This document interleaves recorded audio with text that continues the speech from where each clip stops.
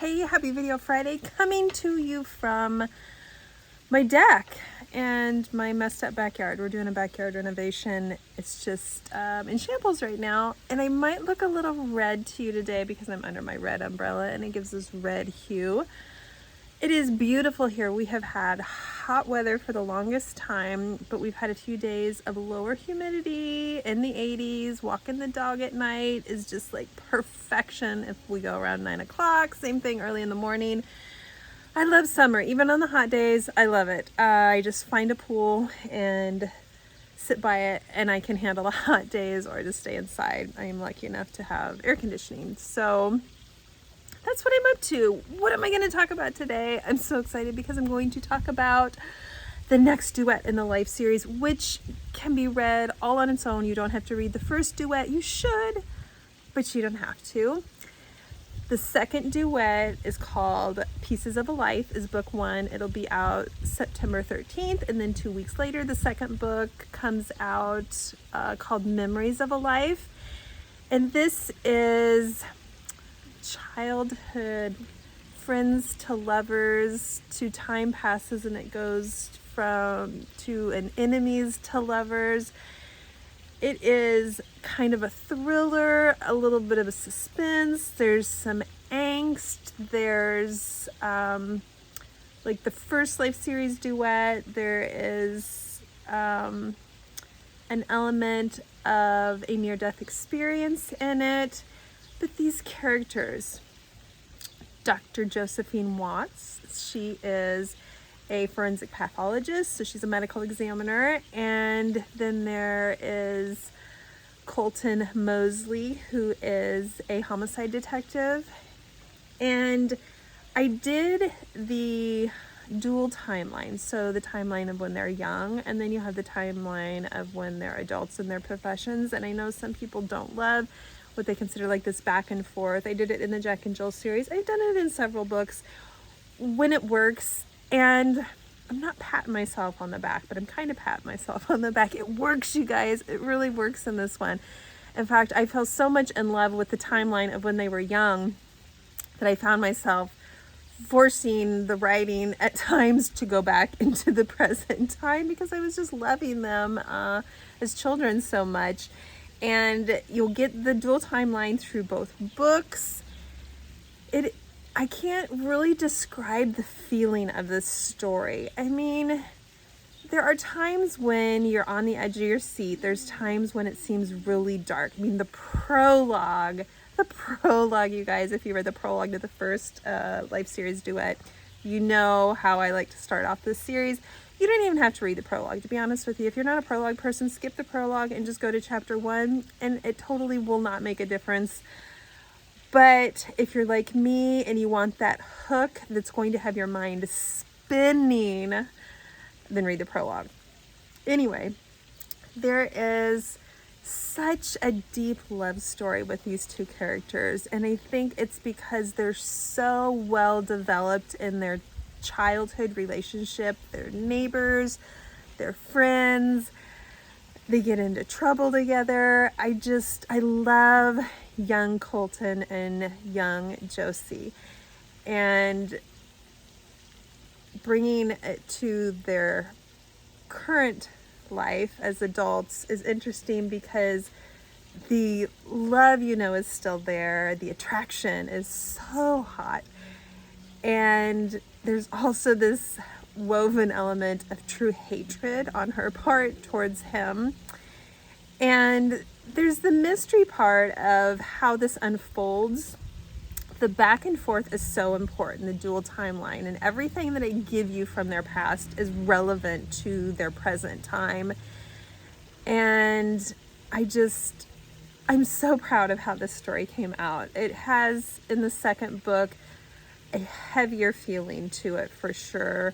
The thriller element of the story is pretty heavy in the second book, and there's no trope really with the book that will feel forced or contrived or used unnecessarily. It's just circumstances in their lives that really no one has control over. And I love that type of story where it's not This isn't one that's just like some misunderstanding on one character's part. Like, this is just an uncontrollable circumstance in their life that takes place, many uncontrollable circumstances, but the one that will be revealed really in the second book is so gut-wrenching, and yet you just are so in love with these characters and you're rooting for them, but you don't know, as I didn't know, will this end well? And I don't know what to tell you. We're just gonna have to find out in September.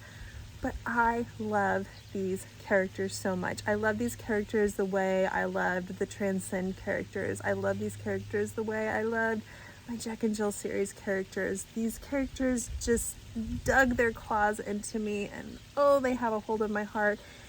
And I'm so happy with how this turned out. I was a little nervous because I was really excited to write it, and then I thought, oh, what if it's just going to be a letdown?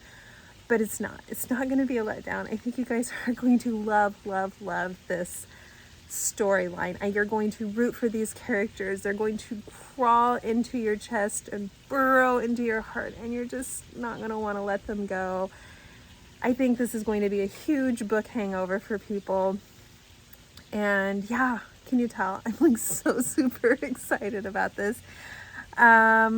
What else do I have going on? Other than those 2 books coming out in September, I'm still thinking hard on Jackson's story. He will get a story, but I was listening to the song the other day in the car. It was one I hadn't heard of, and I don't remember the name of it, which I should, because I've listened to it a million times now.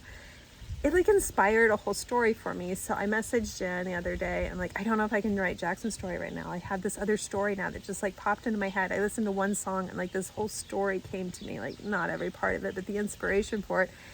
And so while I was in the middle of writing a short, you'll be excited, Christmas novella, you know, me and my novellas are short stories, I had to just stop. I'll get back to it here soon, because I had this story in my head and I just had to start, you know, typing it down, writing it down, typing it, whatever.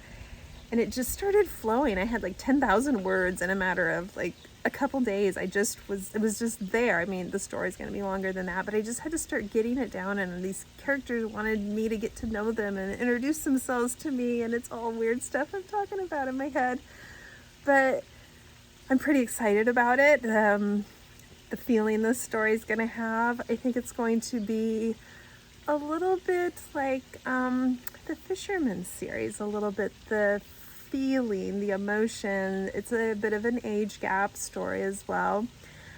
And anyway, I haven't titled it. I'm not giving you really any specific details, and it won't come out until the first of 2023. This duet that I'm putting out and the Christmas novella will be the last stories that I give you for the year.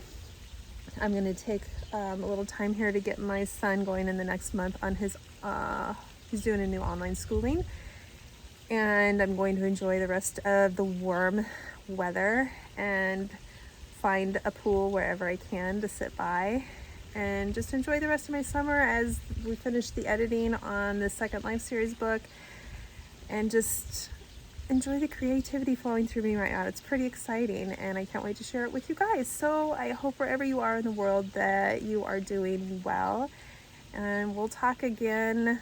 What is this, July? We'll talk again next month. Oh, and my newsletter. If you're coming to this from my newsletter, and if you're not, you need to be subscribed to my newsletter.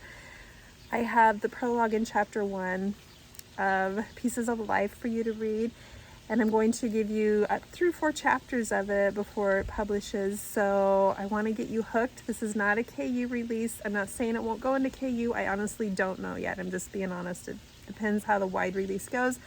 But you can go ahead and pre-order book 1 on Amazon, and I'll have a book 2 pre-order up fairly soon because you're going to want both books. That's it. Love you guys. Have a great weekend.